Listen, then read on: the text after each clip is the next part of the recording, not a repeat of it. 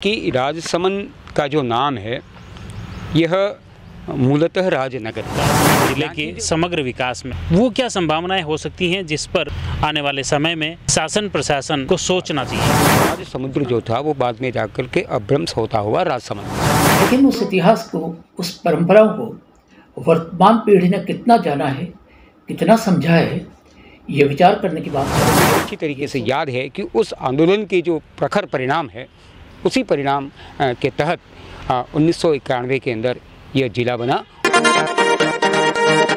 आज राजसमंद का स्थापना दिवस है। 10 अप्रैल 1991 में अस्तित्व में आया था। लेकिन मैं आपको एक दिलचस्प पहलू लेकर आया हूं कि राजसमंद जिला इससे पहले भी था। जी हाँ, ये कोई अतिशयोक्तिपूर्ण बात नहीं है, ये एक तथ्यपूर्ण बात है। ऐतिहासिक बात को लेकर अभी हमारे साथ में दिनेश जी श्रीमाली हैं, उनसे जानते हैं कि ये राजसमंद जिला मुख्य रूप से 10 अप्रैल 1991 में अस्तित्व में आया, लेकिन कुछ प्रमाण, कुछ तथ्य ऐसे दिखे हैं कि ये जिला आज़ादी से पहले भी था। पहले तो आपको राजसमंद जिला स्थापना दिवस की बहुत बहुत ढेर सारी बधाइयाँ। तो मैं सबसे पहले आज का जो संदर्भ है उस संदर्भ के बारे में चर्चा करना चाहूँगा। रियासत काल में हमारा मेवाड़ इलाका जो है, इस मेवाड़ इलाके के अंदर वर्तमान राजसमंद जिला जो है इसके अंदर 2 ज़िले हुआ करते थे। न केवल राजसमंद बल्कि भीम भी एक ज़िला था। तो राजसमंद और भीम 2 डिस्ट्रिक्ट थे और 2 डिस्ट्रिक्ट के अलावा हमारे यहाँ पर ये कब की बात कर रहे हैं अपन? बिफोर 48, 1948 से पहले, यानी आज़ादी के बाद तक ये दोनों ज़िले अस्तित्व में रहे हैं। 48 तक ये ज़िले के स्वरूप में ये दोनों इलाके जो हैं वर्तमान के ये थे, और 2 सेपरेट कह सकते हैं उसको कि स्वायत्तशासी टेरिटरी थी, जिसमें एक तो कांकरोली का ठिकाना जो था महाराष्ट्र के अंडर था और इसी तरीके से नाथद्वारा का ठिकाना तिलकायत जी के अंडर में था। तो ये 2 तो स्वतंत्र राज्य थे एक तरीके से और वर्तमान राजसमंद जिले के अंदर, और 2 डिस्ट्रिक्ट जो हैं वो डिस्ट्रिक्ट एक भीम का जिला था और दूसरा जिला हमारा राजसमंद था, जिसे निजामत कहा जाता था उस दौर के अंदर। आज़ादी से पहले जैसे आप अलग बता रहे हो भीम का जिला, लेकिन इन पे किसकी रियासत थी? हमारा जो वर्तमान राजसमंद जिले का जो भीम इलाका है ये एक सेंट्रल टेरिटरी के अंदर आता था और यहाँ पर केंद्रीय सरकार का सीधा प्रभुत्व था, यानी ब्रिटिश गवर्नमेंट का प्रभुत्व था। इस इलाके के अंदर, भीम इलाके के अंदर जिला वो भले बने हुआ था, मेवाड़ संभाग का ही इलाका था, लेकिन मेवाड़ संभाग ने क्या किया कि 1821-22 के आसपास लगभग 76 गांव हमारे ऐसे थे जिन गांवों को हम लोगों ने अंग्रेज़ों को, यानी अजमेर की जो टेरिटरी थी उस टेरिटरी के अंदर केंद्रीय शासन था, उस शासन को हमने सौंप दिए थे। जो उस वजह से ये पूरा जो इलाका था, इस इलाके के अंदर पूरी तरीके से सेंट्रल गवर्नमेंट की व्यवस्थाएं चलती थी, लेकिन वो था पार्ट ऑफ मेवाड़ का ही पार्ट कहा जाता है। वहाँ वैसे थोड़ा भिन्न हो जाएगा विषय, लेकिन फिर भी ये जानना जरूरी है क्योंकि पास में टोडगढ़ है, वहाँ से जैसे जेम्स टोड ने भी जो इतिहासकार जो रहे हैं उस समय वक्त के, वो भी उनका मेन केंद्र वही रहा। बिल्कुल ठीक कहा आपने कि कर्नल टोड जो हैं, कर्नल टोड को भेजा ही इसके लिए गया था कि ये मंगरा मेरवाड़ा इलाके के अंदर जो लोग रहते हैं ये एक तरीके से किसी भी राज्य व्यवस्था के अंतर्गत गुलामी को स्वीकार नहीं कर सकते। जोधपुर का शासन भी वहाँ पर रहा, लेकिन जोधपुर वाले भी परेशान हो गए, उनके ऊपर कंट्रोल नहीं कर पाए, और इसी तरीके से मेवाड़ का भी इसके ऊपर कोई कंट्रोल नहीं था। मजबूर होकर के इन व्यवस्थाओं को अंग्रेज़ सरकार के अंतर्गत सौंपनी। जब इस तरीके की परिस्थितियाँ पैदा हुई तो उस परिस्थितियों को कंट्रोल करने के लिए टाटगढ़ जो है, जो टाटगढ़ किसके नाम पर बसा हुआ है? कर्नल टोड के नाम पर, और भीम किसके नाम पर बसा हुआ है? महाराणा भीम सिंह के नाम पर। तो जब ये व्यवस्थाएं रिस्टोर की गई तो इस व्यवस्था को रिस्टोर करते समय कर्नल टोड, महाराणा भीम सिंह जो थे, इन दोनों की जो समझ थी वो समझ काम आई। राजसमंद का नाम भी अगर बात करें तो राजसमंद भी महाराणा राज सिंह जी के नाम से इनका नाम पड़ा है। बसावट पहले भी हो गई थी, लेकिन नामकरण तो बिल्कुल ठीक कहा कि राजसमंद का जो नाम है यह मूलतः राजनगर है। यहाँ की जो व्यवस्थाएं हैं, जिला मुख्यालय, वर्तमान जिला मुख्यालय की जो व्यवस्थाएं हैं, इस व्यवस्था के अंदर हम 2 बड़े नगर कांकरोली और राजनगर को देखते हैं। राजनगर जो है वो महाराणा राज सिंह के द्वारा बसाया गया, स्थापित किया गया, उसके अधिष्ठाता ये हैं। ठीक इसी तरीके से राज मंदिर जो बना हुआ हमारा वो भी सिमिलर उसी वक्त का है। इसी तरीके से राजसमंद झील जो है इसके नामकरण को लेकर भी 3-4 प्रस्ताव आए थे। रायसागर बात रखी गई थी, राज समुद्र बात रखी गई थी और राजसमंद बात रखी गई। तो राज समुद्र जो था वो बाद में जाकर के अभ्रंश होता हुआ राजसमंद बना। तो एक तरीके से महाराणा राज सिंह ही इस नगर के अधिष्ठाता है। आज राजसमंद जिला 33वां मना रहा है, लेकिन आज पुरानी कलेक्ट्री में मैंने देखा कि जो भूमि विकास बैंक है उसके ऊपर आज भी जिला वो लिखा हुआ है। तो उसी से मेरे जहन में आया कि क्योंकि ये भी एक ऐतिहासिक प्रमाण है, ऐतिहासिक बात है, लोगों तक पहुँचे। बिल्कुल सही कहा आपने कि हमारे ज़िले के जो हाकिम थे जगन्नाथ सिंह जी साहब मेहता, वो यहाँ के कलेक्टर रहे आज़ादी के बाद में। और वो जो बिल्डिंग आप जो देख रहे हैं, देखिए आपने जो बिल्डिंग देखी है वो बिल्डिंग वास्तव में सही है कि 1948 तक हमारे मेवाड़ स्टेट का एक महत्वपूर्ण ज़िले के रूप में राजसमंद हुआ करता था। और उसके पश्चात राज्य रेवेन्यू की नई व्यवस्थाएं बनी, राजस्थान का पुनर्गठन हुआ और 7 चरणों के अंदर राजस्थान बना। तो पहले ही चरण के अंदर जैसे ही उदयपुर रियासत ने राजस्थान के अंदर विलय स्वीकार किया, भारत में विलय स्वीकार किया, उसके साथ ही हमारी नई व्यवस्था के अंदर हम उदयपुर ज़िले के अभिन्न अंग बन गए। उसके बाद फिर 1991 में आकर राजसमंद जिला अलग बना। हाँ, ये ठीक कह रहे हैं आपकी। 1948 के समय में जो व्यवस्थाएं थी उस व्यवस्थाओं के बाद में एक लंबा संघर्ष चला। लंबा संघर्ष करने के बाद में आपको जानकारी में डालूं कि 82-83 के अंदर जगन्नाथ पाड़िया सरकार हमारे राजस्थान के अंदर बनी थी और विधानसभा के अंदर राजसमंद जिले को बनाने की घोषणा कर दी गई थी। लेकिन दुर्भाग्य से जगन्नाथ सरकार का पराभव हो गया, वो चली गई और शिवचरण माथुर नए मुख्यमंत्री बनकर के आए। उन्होंने इस समस्त चीज़ों को प्रक्रिया के अंदर डाल दिया। उन्होंने समीक्षा के अंदर एक कमेटी बना दी। उस कमेटी के माध्यम से काफ़ी विचार विमर्श हुआ और लगभग 1 दशक बाद 10 अप्रैल 1991 को भैरव सिंह शेखावत सरकार के अंदर यह हमारा ज़िला अस्तित्व में है। 72 से इसके प्रयास शुरू हो गए थे। बहुत सारे लोग जानते हैं कि 71 के अंदर बांग्लादेश का निर्माण हुआ था और एक प्रबल वेग से पूरे प्रदेश के अंदर एक माहौल बना हुआ था। उस माहौल के भीतर भी हम अपने लोकतांत्रिक मूल्यों की रक्षा के लिए राजसमंद जिला बनाने की बात को पहली बार सुगबुगाहट के रूप में 1972 के इलेक्शन के अंदर ये चीज़ समझ कर बात निकल करके आई। 85 का इलेक्शन हुआ। 85 के इलेक्शन के बाद में यहाँ का जो जनमानस है वो उसके लिए उद्वेलन हुआ और जिला नहीं तो वोट नहीं का एक नारा जो था वो नारा इस जिला मुख्यालय के आसपास गुंजित हुआ और जगह जगह नुक्कड़ मीटिंगें हुई। मैं उसका साक्षी रहा हूँ, मैं उसका एक तरीके से भागीदार भी रहा हूँ उस आंदोलन का। तो मुझे अच्छी तरीके से याद है कि उस आंदोलन के जो प्रखर परिणाम है उसी परिणाम के तहत 1991 के अंदर यह जिला बना। और वो तमाम जो साथी थे जो संघर्ष के दौर के हमारे साथ में थे कि चाहे दानी चबूतरे पर हम लोगों को आंदोलन करना पड़ा हो, रात्रि की नुक्कड़ सभा करनी पड़ी हो, इन तमाम कामों के अंदर तात्कालिक समय के जितने भी हमारे सामाजिक सरोकार से जुड़ी हुई संस्थाएं थी, सामाजिक कार्यकर्ता थे, राजनीतिक धारा के जो लोग थे, उन सब ने मिलकर के उसमें सहभागित्व दिया और उसी का परिणाम जो है वो 91 के अंदर हम एक ज़िले के रूप में स्थापित हो पाए। बिल्कुल। और अगर 33 साल के इतिहास को देखें तो कई ऐसे आमूलचूल परिवर्तन राजसमंद ज़िले के अंदर हुए हैं, कई ऐतिहासिक विकास कार्य भी हुए हैं, उनकी बड़ी लंबी फहरिस्त हैं। लेकिन फिर भी यूँ लगता है कि कुछ कमी रह गई है, कुछ संभावनाएं अब भी हैं राजसमंद ज़िले के समग्र विकास में। वो क्या संभावनाएं हो सकती हैं जिस पर आने वाले समय में शासन प्रशासन को सोचना चाहिए? बहुत महत्वपूर्ण बात आपने कही है।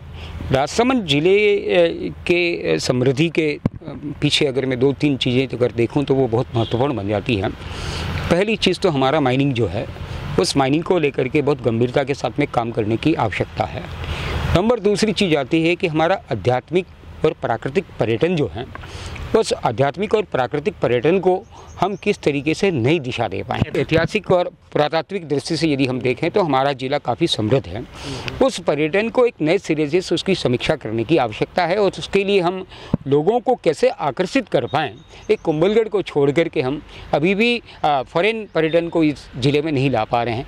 देवगढ़ में कुछ हद तक आता है, कुछ हद तक सरदारगढ़ की तरफ मूव हुआ है, लेकिन बावजूद उसके हमारे पास में अभी भी बहुत सारी ऐसी जगह हैं जहाँ पर पर इस फॉरेन का जो टूरिस्ट है उसको अट्रैक्ट करने की कोशिश होनी चाहिए। मतलब मेरे को ये लगता है कि ढांचागत विकास को लेकर प्रयास हुए, ढांचे बना दिए हैं, लेकिन वहाँ पर जिस तरह से टूरिस्ट लाने के जो मुख्य प्रयास होने चाहिए वो नहीं हो पाए। निश्चित रूप से हम केवल फॉरेन टूरिस्ट के माध्यम से ही काम नहीं कर सकते। बहुत सारा देसी टूरिस्ट जो है वो भी बड़ी संख्या में हमारे पास में नाथद्वारा पहुँचता है, लेकिन उस नाथद्वारा के टूरिस्ट को कांकरोली की तरफ कितना मूव कर पाएँ, उनमें से कितने लोगों को हम देवगढ़ ले जाने में सफल हो पाते हैं, उनमें से कितने लोग हल्दीघाटी तक पहुंच पाते हैं। तो इन चीज़ों को भी समझना पड़ेगा हम लोगों को कि कुंभलगढ़ और नाथद्वारा में जो देसी विदेशी पर्यटक जो आ रहे हैं उन पर्यटकों को राजसमंद जिले के अन्य पर्यटन स्थल के जो बिंदु हैं उन बिंदुओं तक पहुंचाने में हम लोग किस तरीके की रणनीति का उपयोग करें, उसे करने की आवश्यकता है। मेरे को ये लगता है कि जैसे अभी ढांचागत विकास की बजाय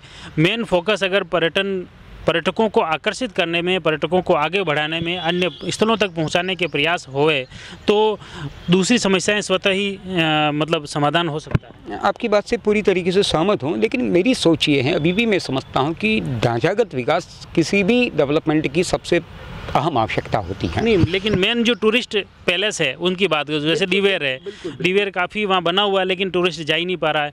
उधर अपने राजसमंद झील किनारे महाराणा राज सिंह जी का पेनोरमा बना है, आमेट में पन्ना धाय का पेनोरमा बना हुआ है, लेकिन वहाँ तक टूरिस्ट की पहुँच ही नहीं है। बिल्कुल, ये बात आपने बिल्कुल सही कही है कि टूरिस्ट को लाने के लिए क्या रणनीति होनी चाहिए, उस रणनीति पर ज़्यादा प्रभावी काम करने की आवश्यकता है। इस बात को मैं अभी भी समझता हूँ कि नाथद्वारा में हम लोग कांकरोली के बारे में कितनी बात बता पाते हैं। कांकरोली में जो टूरिस्ट किस तरीके से अट्रैक्ट होता है, नाथद्वारा के टेम्पल और उस टूरिस्ट सिटी के सराउंडिंग इलाके के अंदर कांकरोली और द्वारकाधीश के बारे में हम कोई जानकारी नहीं दे पाते हैं, तो फिर आएगा कैसे। नौचौकी के बारे में हम वहाँ जानकारी नहीं पाते। ठीक इसी तरीके से नाथद्वारा की जानकारी कांकरोली में मिलनी चाहिए। इसी तरीके से दिवेर की जानकारी कांकरोली में मिले तो दिवेर में कांकरोली की जानकारी मिलनी चाहिए, नाथद्वारा की जानकारी मिलनी चाहिए। तब हम इस पूरे ज़िले के अंदर टूरिस्ट को एक तरीके से उसके ठहराव को सुनिश्चित कर पाएंगे। जब तक पर्यटक रुकेगा नहीं तब तक हमारी इकोनॉमी को वो ज़्यादा सहारा नहीं दे पाएगा। टूरिस्ट को जब हम रोकने में सफल हो पाएंगे तब जा कर के हमारे यहाँ के स्थानीय व्यवसाय जो हैं उन व्यवसाय के अंदर एक बूस्ट आने की गुंजाइश बन पाएगी। एक चीज़ जो मैं आपसे और शेयर करना चाह रहा हूँ कि चूँकि रोज़गार एक बहुत महत्वपूर्ण चीज़ें हैं और रोज़गार के लिए हमारे पास में माइनिंग एक बहुत बड़ा अच्छा इलाका है, लेकिन माइनिंग से कोरिलेटेड जो उद्योग धंधे हैं उन उद्योग धंधों के लिए पानी एक बहुत महत्वपूर्ण आवश्यकता होती है। हमारा सबसे बड़ी दिक्कत ये है कि अरावली इलाके के हम मिडिल हिल के ऊपर बैठे हुए हैं और यहाँ का जो मेजर पानी जो है 81% पानी जो है वो बह करके बाहर चला जाता है। केवल 19% पानी को ही हम लोग यहाँ अपने इलाके के अंदर रोक पाने में सफल हो पाए हैं।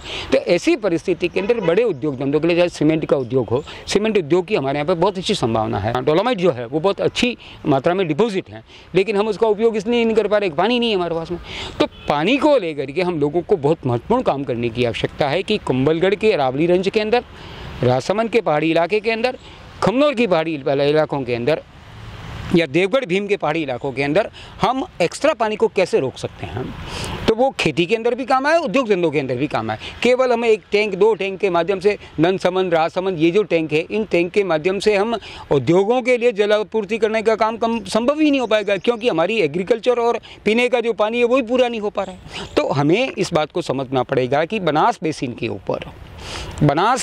के ऊपर हम कम से कम 4 से 5 हज़ार MCFT पानी इस ज़िले में कैसे रोक पाएँ, वो मैकेनिज़्म बनाने की आवश्यकता है। एक चीज़ मैं और आपके साथ शेयर करना चाहूँगा कि हमारा कुंभलगढ़, खमनोर, राजसमंद के जो पहाड़ी बेल्ट है, उस पहाड़ी बेल्ट के ऊपर बहुत बड़ी संख्या में बायोडीजल का काम करने की गुंजाइश है। लेकिन बायोडीजल को लेकर के हमने बड़ी गंभीरतापूर्वक काम अभी तक नहीं किया। एक काम कुंभलगढ़ में शुरू किया, लेकिन मेरा मानना है कि इच्छा शक्ति के अभाव में वो चीज़ आगे नहीं बढ़ पाई। ठीक इसी तरीके से हमारा सीताफल का जो पल्क है, उस पल्क को लेकर के उदयपुर के अंदर इंडस्ट्री खड़ी होगी, लेकिन राजसमंद के हम लोग कुछ नहीं कर पाए। पतंजलि जब राजसमंद के कुंभलगढ़ से हमारे चणबेर जो हैं और हमारे जो दायरे हैं वो ले जा करके वो चूर्ण बना करके इतना बड़ा मार्केट खड़ा कर सकती है, तो क्या गोगुंदा से सटा हुआ कुंभलगढ़ उस काम को आगे नहीं ले जा सकता है? क्या कुंभलगढ़ से सटा हुआ खमनोर का बेल्ट उस काम को आगे नहीं ले जा सकता है? क्या हमारे राजसमंद का जो ये कुंभलगढ़ से सटा हुआ जो पहाड़ी पार्ट है, इस पार्ट के ऊपर ये व्यवस्थाएं नहीं बन सकती है? क्या एक पतंजलि हम यहाँ पे खड़ा नहीं कर सकते हैं? हमारी जड़ी बूटियों को हम इस यहाँ पर प्रोसेस नहीं कर सकते हैं? तो इन चीज़ों को भी नए सिरे से प्रकृति से आधारित रोजगार कैसे खड़ा हो सके, उस दिशा में भी काम करने की आवश्यकता है। बिल्कुल बिल्कुल, बहुत अच्छी ये बात आपने बताई कि किस तरह से राजसमंद जिला बन गया, लेकिन विकास की संभावनाएं काफ़ी हैं इसमें, चाहे पर्यटन की दृष्टि से हो, ऐतिहासिक, धार्मिक, प्राकृतिक स्थलों के विकास की हो, पर्यटकों को आकर्षित करने की बात हो, और सबसे महत्वपूर्ण रोजगार की दृष्टि से जो आपने बताया कि मुख्य रूप से एक तो खास तौर से पानी कैसे बचाया जाए, उसको कैसे स्टोरेज किया जाए, उस पर खास तौर से चिंतन मनन और मंथन की ज़रूरत है। और इसके साथ ही आपने जो 2 उदाहरण दिए, सीताफल और रतनजोत, ये दोनों ही कुंभलगढ़ और राजसमंद में रोजगार का बड़ा माध्यम बन सकता है। निश्चित तौर पर इसे शासन प्रशासन को इस पर चिंतन मनन और मंथन करने की ज़रूरत है। समस्त राजसमंद वासियों को राजसमंद जिला स्थापना दिवस के अवसर पर अपनी ओर से बहुत बहुत बधाई, बहुत बहुत शुभकामनाएं। शुभकामनाओं और बधाइयों के इस दौर में तनिक इस बात पर भी हम विचार करें कि जिस राजसमंद वासी होने का हमें गौरव है, उसकी अपनी परंपराएं क्या हैं, उसका अपना वर्तमान क्या है और भविष्य के लिए क्या क्या संभावना है। निश्चित रूप से इन तीनों संदर्भों में यदि हम विमर्श करेंगे, विचार करेंगे, तो कोई ना कोई बहुत अच्छा रास्ता निश्चित रूप से निकल सकेगा। हमारी परंपराएं निसंदेह बहुत समृद्ध रही हैं, और समृद्धि का एक आलम यह कि इतिहास में ऐसा विमर्श है, ऐसा एक वर्णन किया गया है कि उदयपुर के महाराणा जगत सिंह जी जब वृंदावन यात्रा के लिए भरी गर्मी में वृंदावन पहुँचे, ब्रजमंडल पहुँचे, तो वहाँ सर्वत्र मंदिरों में जाकर जब उन्होंने देखा, अनुभव किया, तो ठाकुर जी को ऋतुओं के प्रतिकूल श्रृंगार के साथ वहाँ पर उनको सेवित किया जा रहा था, उनकी आराधना की जा रही थी। ऐसे में बहुत परेशान होकर जगत सिंह जी घूमते घूमते एक ऐसे मंदिर में पहुँचे जहाँ ऋतुकुल अनुकूल श्रृंगार था। बहुत ही सुरम्य वातावरण में उस भीषण आतप की ऋतु में ठाकुर जी बहुत ही आनंद मंगल के साथ अपने पुजारियों के द्वारा सेवित हो रहे थे। बड़ी जिज्ञासा हुई जगत सिंह जी को, और उन्होंने पूछा ये कौन सा मंदिर है जहाँ प्रभु के प्रीति के लिए, प्रभु के स्नेह के लिए, प्रभु की भक्ति के लिए, उनको साथ सजाने की दृष्टि से, उन्हें संपूर्ण आराम देने की दृष्टि से इतनी सुंदर व्यवस्था की जा रही है। मालूम पड़ा कि पुष्टि संप्रदाय का, वल्लभ संप्रदाय की तृतीय पीठ का द्वारकाधीश का मंदिर है। बहुत प्रभावित हुए जगत सिंह जी, और महाराणा ने तत्कालीन जो गोसाई थे तृतीय पीठ के, गिरधर लाल जी, उनसे बहुत लंबा चौड़ा संवाद किया, बहुत गहरा संवाद किया, और उनकी विद्वत्ता से प्रभावित होकर पुष्टि संप्रदाय के वैभव को देखकर, और वह वैभव भी केवल मात्र उस सेवा के माध्यम से नहीं, बल्कि जो ज्ञान का वैभव था, एक समृद्ध परंपरा के वारिस के रूप में गिरधर लाल जी की जो सेवाएं थी, उसे देखकर वो प्रभावित हुए। और जब वो मेवाड़ लौटने लगे तो उन्होंने कंठीमाला संबंध स्थापित करते हुए शिष्यत्व ग्रहण किया, और जाते जाते जगत सिंह जी ने महाराज श्री से कहा कि मेवाड़ आपकी और आपके प्रभु की सेवा, सुरक्षा, संरक्षा के लिए हमेशा संलग्न रहेगा, आप हमें बस एक हुक्म करके देखिएगा। ये एक छोटा सा प्रसंग था, लेकिन कालांतर में जब कारणवश, राजनीतिक परिस्थितियों के वश, जब प्रभु द्वारकाधीश और श्रीनाथ जी और अन्य जो ठाकुर जी थे, पुष्टि संप्रदाय के भी और इतर संप्रदायों की भी, उनके वापस प्रत्यावर्तन की स्थितियां बनी मेवाड़ की ओर, तो सबसे पहले महाराणा जगत सिंह जी ने द्वारकाधीश प्रभु को और उनके साथ श्रीनाथ जी प्रभु को मेवाड़ में आमंत्रित किया, और एक बहुत समृद्ध साहित्यिक, सांस्कृतिक, धार्मिक परंपरा के रूप में पुष्टि मार्ग का मेवाड़ के सिंहाड़ और आसोटिया, जो वर्तमान में नाथद्वार और कांकरोली कहलाते हैं, उनमें प्रत्यावर्तन हुआ। उसमें इन दोनों प्रभु की स्थापना हुई, हम समझते हैं कि यह समृद्ध इतिहास हमारे सामने है राजसमंद का, लेकिन उस इतिहास को, उस परंपराओं को वर्तमान पीढ़ी ने कितना जाना है, कितना समझा है, यह विचार करने की बात है, यह सोचने की बात है और यह अपने आप से प्रश्न पूछने की बात है। हम समझते हैं कि हमारा वर्तमान बहुत सुंदर है, नो डाउट, क्योंकि हम वैज्ञानिक विकास की दृष्टि से, भौतिक विकास की दृष्टि से देश के कंधे से कंधा मिलाकर आगे बढ़ने के लिए सन्नद्ध हैं, कोशिश कर रहे हैं। लेकिन इस कोशिश में हम कुछ अधूरे रहे, कुछ आधे रहे और संपूर्णता की दृष्टि से जिस संस्कृति को आधार बनाकर हमें अपने शहर, अपने क्षेत्र, अपने ज़िले का विकास करना था, शायद उसमें निश्चित रूप से हमारी चूक हुई है। ये आत्मावलोकन का विषय है। मैं समझता हूँ कि विकास के दूरगामी सोच की दृष्टि से हमने जो योजना तैयार की, उन योजनाओं में हमने प्रारंभ तो किया, लेकिन प्रारंभ करने के बाद उन्हें एक मुश्त समय में पूरा करने में कहीं हम लोगों ने कोताही की, कहीं हम लोग शिथिल रहे। इसलिए आज पुनः आवश्यकता है राजसमंद स्थापना दिवस के अवसर पर कि हम अपनी अधूरी योजनाओं को पूर्ण करने की दिशा में कृत संकल्प हों। आप जुड़े रहिए जयवर्धन न्यूज के साथ। धन्यवाद। The Maruti Nandan grand, Nathdwara स्थित एकमात्र ultra luxurious 5 star hotel. Rajsamand जिले की एकमात्र 5 star hotel the Maruti Nandan grand में भोजन की स्वादिष्ट थाली अब सिर्फ 290 रुपए में। श्रीनाथ जी की नगरी नाथद्वारा में इस सुनहरे अवसर का आनंद अवश्य उठाएं।